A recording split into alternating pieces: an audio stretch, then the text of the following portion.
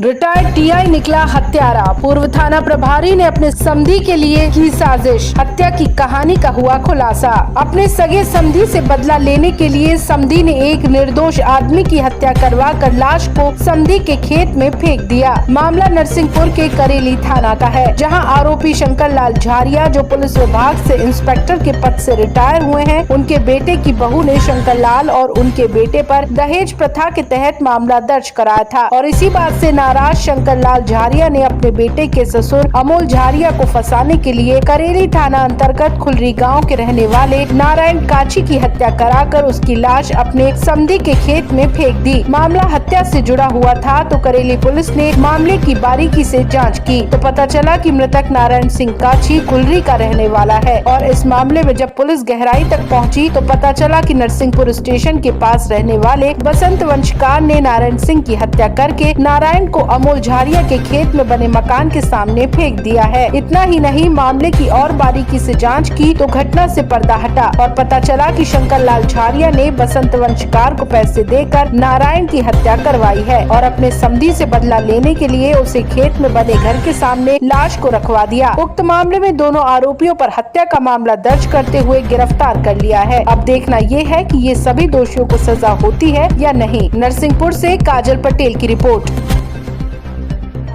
तो 11 तारीख को करेली थाना के अंतर्गत हमें एक अज्ञात बॉडी मिला था, जो कि हमने आइडेंटिफाई किया था। ये विदिन 2 आवर्स से आइडेंटिफाई हो गया था। वो एक मृतक तो वो है नारायण बच्ची, उम्र लगभग उसका 45 के आसपास होगा।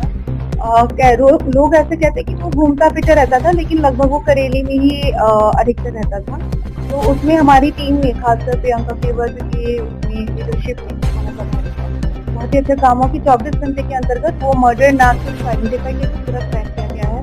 तो इसमें विवेचना में ऐसा पाया गया है कि जो मुख्य आरोपी है वो शंकर लाल झारिया बोल के एक इंसान है, जो पुलिस विभाग से रिटायर्ड इंस्पेक्टर है। तो उसके रिटायरमेंट होने के 3 साल लगभग मिनिमम हो गए हैं।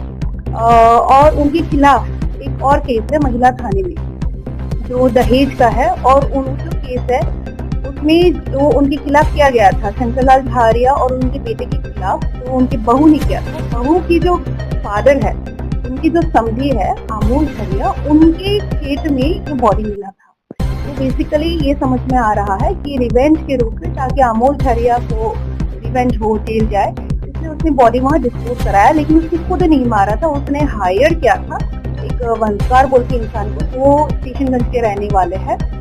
उसने पैसा दिया था, कैश दिया था, और उससे फिर रॉड से उसने उसको मारा। फिर दोनों फरार हो गए थे। फिर पुलिस ने 24 घंटे के अंतर्गत उनको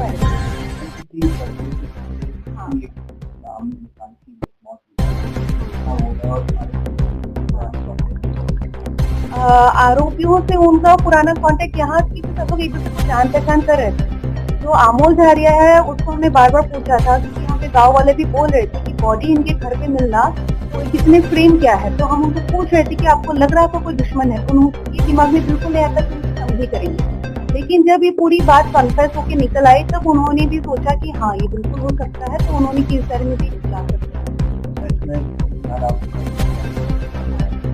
अभी तो मूल आरोपी हमारे शंकर लाल झारिया है, उसके साथ वंशकार है, तो उसमें हमने पूरा मर्डर से लगाया है। अभी रॉड वगैरह हम जैसे रिकवर कर रहे हैं, तो उसमें उस अनुसार हाँ, अभी विवेचना में और बातें निकल आ रही है। और भी आरोपी नहीं, आरोपी तो इतने ही है। उसने रॉड से पहले उसको दारू पिलाती, फिर सुलाती, फिर उसने अकेले मारा और ऑर्डर दिया था शंकर लाल ने।